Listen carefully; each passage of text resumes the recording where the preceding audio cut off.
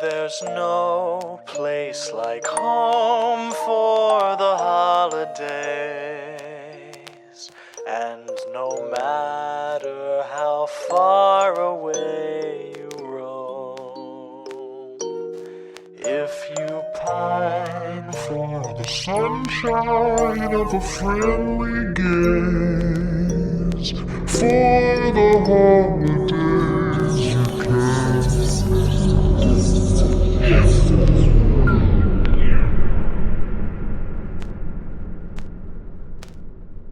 Welcome back to Horror for the Holidays, Stocking Stuffers. I'm Jeff Searcy.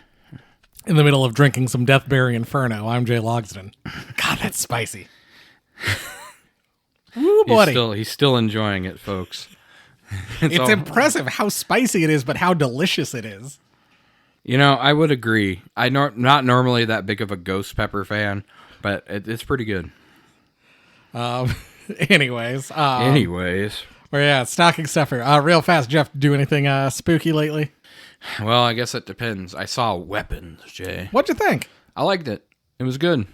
It surprised me, which is hard to do for a movie.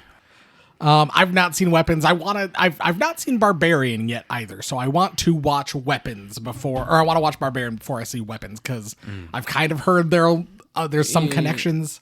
Tenuous connections, yeah. But yeah. I've everything I've heard, I'm like, that sounds like fun. I do want to see it. I saw Jimmy and Stiggs I saw that by one Joe Begos. I saw you seeing that while I was busy at Def Leppard. And Jeff, I don't know if you'd like it. I don't know if a lot of people would like it, but people who loved Christmas Bloody Christmas probably get a kick out of this. I think you might like it. It's got that. I mean, yes, it has the dialogue, which I know you found kind of cringy. Like, there's a lot of... Oh, yes, the quips, the millennial quips. There's a lot of, like, improv dialogue and just, like, two metalheads yelling at each other.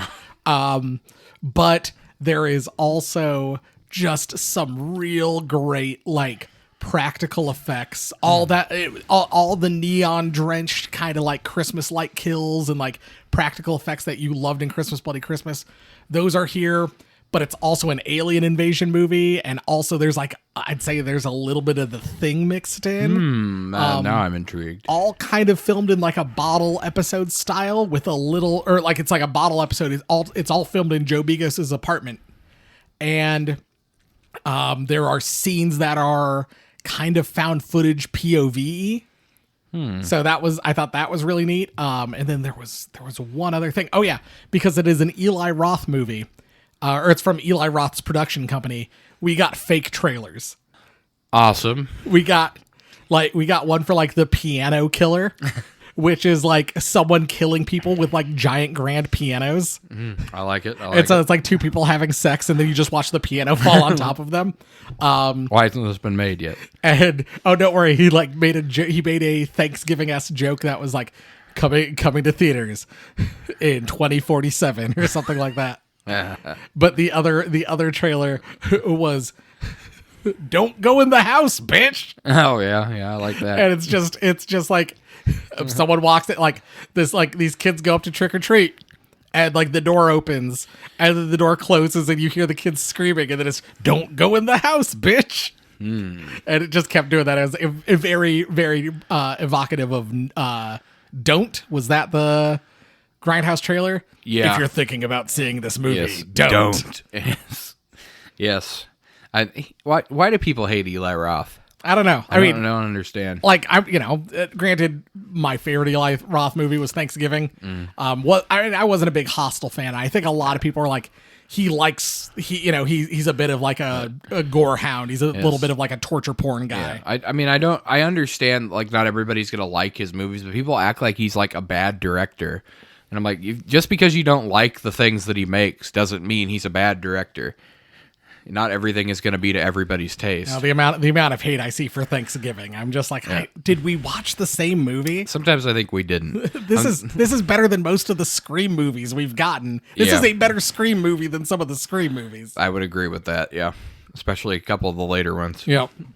Anyways,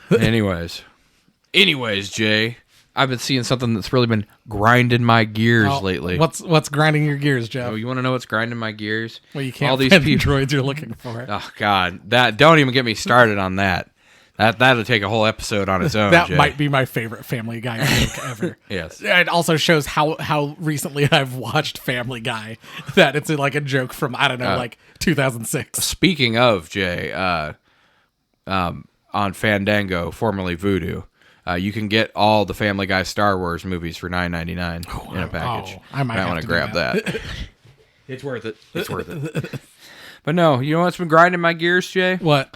All these people coming out here saying, "Oh, the Lord of the Rings is like the most vanilla shit." You know, I am a Game of Thrones aficionado. I love it, you know, because my hero, George R. R. Martin, who has yet to finish a single book series, by the way, And never will. said that, you know, it would have been cooler if Gandalf had died by getting his dick chopped off and Frodo had tripped accidentally into the volcano. So I just I'm going to set the record straight a little bit here, Jay, and talk about some of the dark shit that's happened in Middle-earth that people apparently have just been ignoring all this time. So I'm sure you've heard around the way about your Silmarillions, Jay. I do know about the Silmarillion. Yes. Now, listeners, for Jeff has, I think, read all the Lord of the Rings, everything Lord of the Rings related. I've basically read everything that he ever wrote and his son ever edited together from the stuff that he wrote. I've read The Hobbit. Which, I mean, even with The Hobbit, there is some dark stuff in The Hobbit. And I read about half of Fellowship of the Ring, and I went, nah, this isn't as good as The Hobbit. And I never finished it. You know, you're not the only person who did that, Jay. There is definitely a large jump in tone and style. The Lord of the Rings, honestly, is more like a history book than it is, which is one of the reasons I probably like it, because I'm a history guy, history major in college.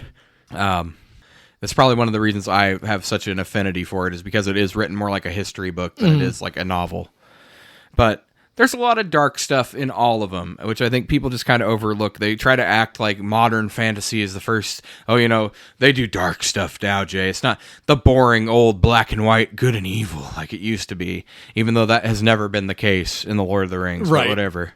I mean, literally, there's people who do bad things. The whole reason that the ring is a problem is because a guy literally did the wrong thing. Right. But, so, let's go back to our Silmarillion first off. So, I'm sure anybody who's been paying attention has seen The Children of Hurin has been released as a standalone book. It was originally part of the Silmarillion, but several stories in the Silmarillion had so much material with them that his son Christopher Tolkien, who was the steward up until he died, he put them out as individual books because they're long enough to be their own novels, essentially. So the story of his family. So Morgoth, the original Dark Lord, hates him because he is one of the few men that comes out of the East that resists being corrupted by him, and he becomes friends with the elves. And so he hates him, and he puts a curse on his family line after he captures him. And so his son, this is all within the span of about a decade. So he murders his best friend, thinking that it's an enemy in the night, thereby claiming his cursed sword. That'll come into play later. Okay. This sword is well known to cause horrible misfortune for anybody who wields it. He unknowingly weds his sister, Nienor, because they were separated when they were very young, and she has no memory. Hate to see that. Yeah, I was going to say, yeah, you think George R. R. Martin's the first guy who has a brother banging his sister. Well, it turns out no. It's a real old boy or whatever. Because the dragon Glaurung, the original fire drake, basically, on Morgoth's orders, wipes his sister's memory so she doesn't realize she's falling in love with her brother. Because originally he almost doesn't go insane and kill himself when he finds out, Jay, but then he finds out that it was actually not an accident at all. It was all a plot by Morgoth to get him to bang his sister. And bear in mind, their father, who should be dead by now, because this is way, way after his life would be ended, Morgoth is literally keeping him alive at the top of his tower on purpose so that he can watch his entire family be tortured and killed. He's extending his life through sorcery to make sure that he gets to witness all of this. That never ends poorly.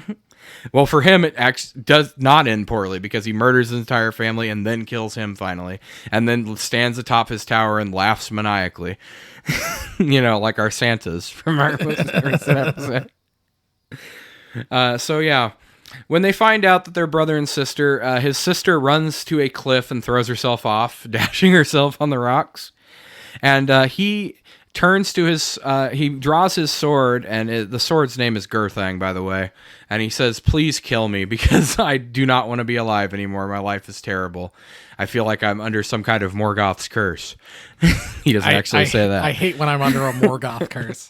And the first time ever in the story, by the way, the sword answers him because apparently it's been able to talk this entire time. Wild. And it says, "Okay, yeah, I'll slay you." And then he falls on it and dies. And so that's the end of that. So, that's not dark at all, Jay. That's happy. That's good versus evil. Yeah, that's happy good That's stuff. victory. The good guys win in the end when you find out you're banging your sister and you both commit suicide. If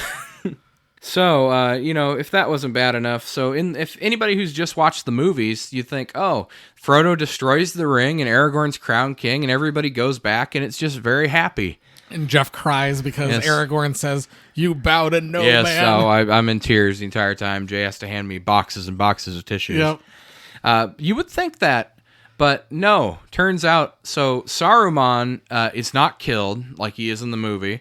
He's left imprisoned in the tower, but Treebeard is a big dumbass and an ancient tree man. Damn it, Treebeard. So I don't know why you would expect him to do a good job.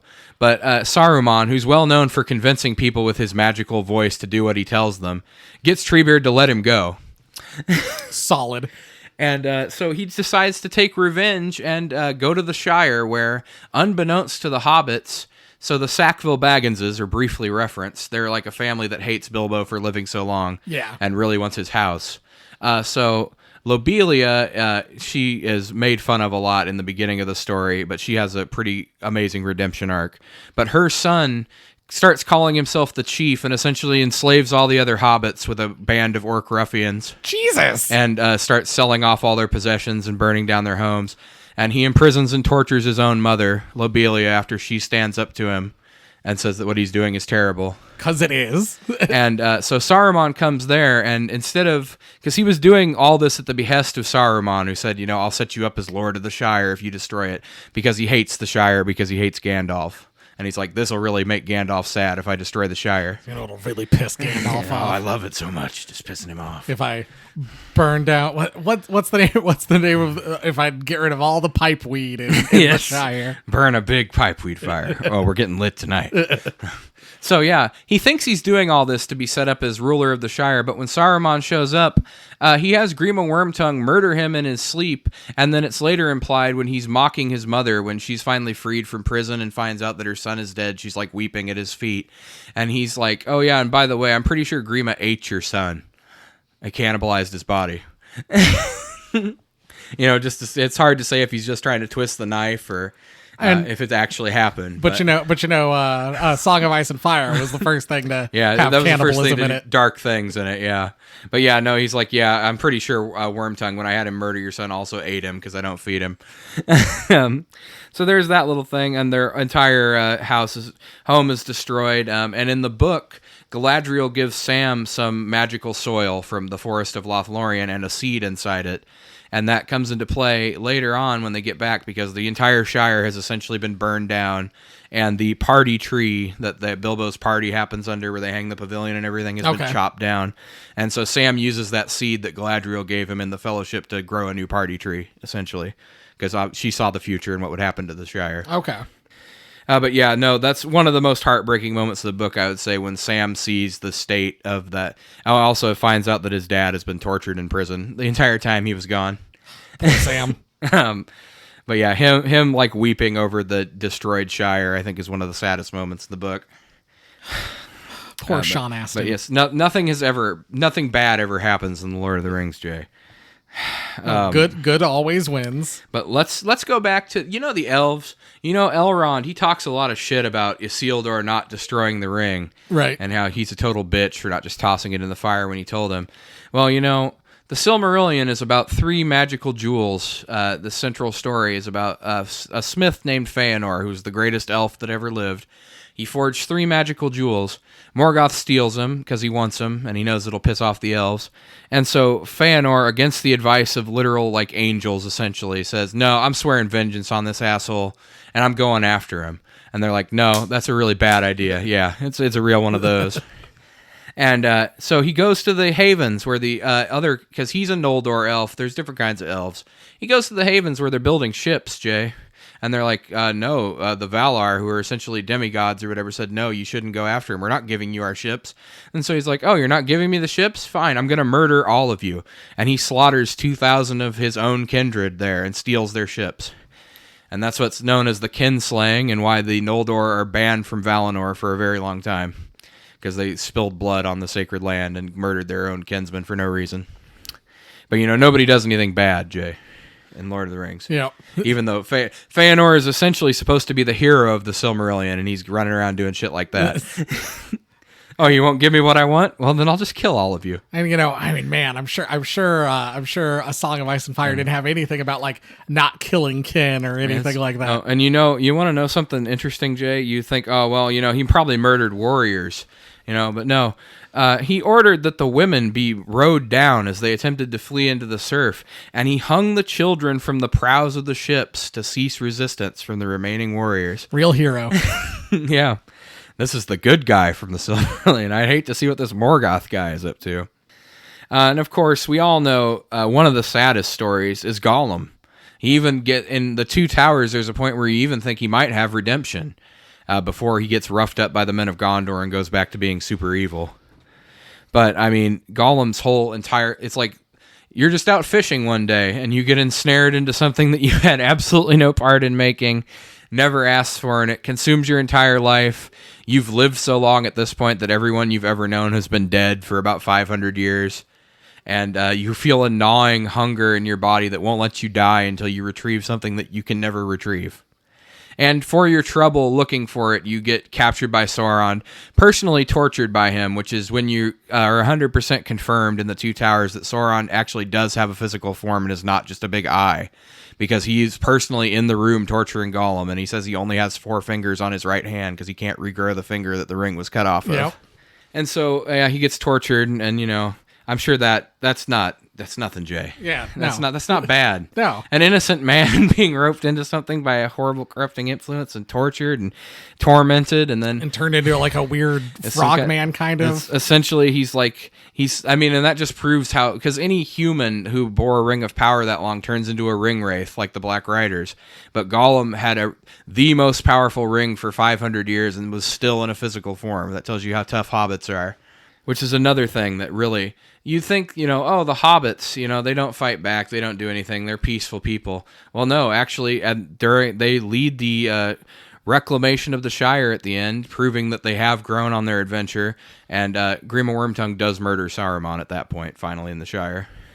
But I want to read you a little quote from him, Jay, just in case you were like, well, he's just like that kind of comic book villain. He doesn't really do anything too terrible other than, tell a grieving mother that he had her son's body cannibalized after he betrayed and murdered him. Let's see here. Such fools. I will get ahead of them and teach them a lesson. One ill turn deserves another, and it would have been a sharper lesson if only you had given me a little more time and a little more men. Still, I have already done much that you will find hard to mend or undo in your lives, and it will be pleasant to think of that and set it against my injuries, even in death. I'm glad I fucked up your house and destroyed everything you love. That will make me feel good, even though I've lost and dying. I'm just so fucking hateful that I'm such a hateful dick. It's number one hater, Jay. Number one. So obviously by now I think we've proven that Return of the King has got some really dark stuff in it. Even the older stuff has dark stuff in it. The stuff he wrote first but came out later. Literally, the fall of Numenor was because they got convinced to do human sacrifices to Morgoth, even though Morgoth can't be reached anymore at the first stage, so it's pointless, and literally build an armada to go try to kill God. And then also, people are interested, they're like, oh, well, he destroyed the fleet of Numenor and sank the island. Kind of. he imprisoned the people on that fleet. It's said that they're still alive, imprisoned under the earth, waiting until the end of days. So they're just paralyzed down there in rock, waiting for God knows how long. Probably forever. Yes, because the days may never end, Jay. But no, I just wanted to point some of that stuff out, because I'm like, if you get into the Middle Earth lore, you're going to find that George R. R. Martin is not as original as you think. Also, I mean, the hunt for Gollum or whatever is going to be happening. Yes. I'm sure Jeff's pissed about that. Rings of Power. No, Rings of Power I am pissed about, because that's just, I don't even know why they're bothering. But no, I have hope for the hunt for Gollum. That is a story that could be told well, and does happen in a time period where it would make sense for these old characters to be around. Trying to think what else. The blue wizards who vanished across the sea. Yes. That's the only thing I know about the Silmarillion. Yes. Oh, the Blue Wizards, they're interesting because they were... Originally, it was thought that they fell to Sauron and they just kind of became his lackeys. But later on, some stuff that he wrote closer to his death was found. And his idea for the Blue Wizards were that they were in the south and east kind of working to build resistance like Gandalf was doing in the west. And so that's why Sauron wasn't able to call on as big a force of evil men from the east and south as he would have liked to. Okay. Is because he was busy kind of fighting like civil wars in those areas. And they also don't mention anywhere in the movie that he's also attacking the elves and the dwarves at the same time he's attacking the men. And so that's why they don't come to help, because a lot of people are like, why doesn't anybody come to help them? And also terrifying, there's giant spiders. Oh my god. That's terrifying to me. Don't get me started on the giant spiders. That Shelob shit still grosses me out even to this day. And when I was a kid, it literally gave me nightmares. Especially when she comes out of that tunnel behind him at the end. Ugh, God. And I mean, most terrifying of all, J.R. Tolkien throws on his own fiction suit and enters the universe as the greatest character, Tom Bombadil. Oh yeah. Oh my God. See, we need Tom Bombadil. If he doesn't visit Tom Bombadil during the hunt for Gollum, Jay, I think that'll be a missed opportunity. That's about where I would get to when I read Fellowship of the Ring. And I went, I don't know what this is, and I stopped reading. Well, and that was the thing, is nobody knows what that is, and nobody still knows what that is. Honestly, the only important things that happen with Tom Bombadil are when they encounter the Barrow-wights. Because later on, the Barrow blades that they take, because they were made for war against the Witch King, when Merry stabs the Witch King in the knee, that's why it does damage, is because that was from the Barrow. Sorry, I'm getting a little burpy here. If any of that came through, I apologize, listeners. So that was setting up the long game. Drinking all this Deathberry. Oh God. Anyway, if you want to message Jeff specifically about Lord of the Rings stuff, get in touch with us on message us at horrorfortheholidays@gmail.com. Yeah, with your Lord of the Rings questions. Yeah, or your theories, or I don't know, if you really enjoyed that game where like you fight orcs, but then they can become your allies and you build an army. I don't know what that video game's called. It looked like fun though. Oh, I think you're talking about Lord of the Rings: Age of Conquest. Or was it Shadow? Oh, Shadow of Mordor. Maybe that one? Shadow of War. Yes, you can force orcs to become your allies in that. Yeah. With your wraith powers. Yeah, it looks like fun. I don't think I'd be very good at it. Oh, I think you would. But get in touch with us on social media. We're all the places at Horror for Holidays. That's horror the number 4 holidays. YouTube.com/horror for the holidays. I'll make a subcategory for comments like Tolkien tech support or something like that. You guys can leave me your comments, ask questions if you want. Just talk about anything you'd like to see from a future Stocking Stuffer episode. I know you're champing at the bit to do kind of a similar thing, but for Star Trek. Indeed. Talk about how creepy the Borg are. Oh my God, the Borg. Or how great Q is, because he's the best. Oh my God, Q is the best. Yeah. The only one who's immune to Q is Captain Sisko. Sisko's great too. God, the only time Q appears to him, he gets punched right in the face. That's the way you handle semi-omnipotent. Yes, that's how you deal. That's how you deal with Q. You notice Q never came back to bother him again after that. I don't know. Podcatcher choice 5 stars, 0 stars if I could. Yes, we'll know you're a real sicko. Yep. Christmas Podcast Network. We're all sorts of good stuff, better stuff than this, etc. So on and so forth. Lots of stuff. All right, we gotta go. Jeff, if you think I'm rushing through, it's because I got a big announcement. Next episode, it's a little Deadly Games, a little Oh dial my code God. Santa Claus. The wheel giveth and the wheel taketh away, and this time the wheel giveth. Happy birthday, Christmas. So excited! I saw that pop up, and I'm like, it's time. Spread a little Jesus. I'm so excited. Jair getting chased on his bike or whatever. God, it's gonna be big.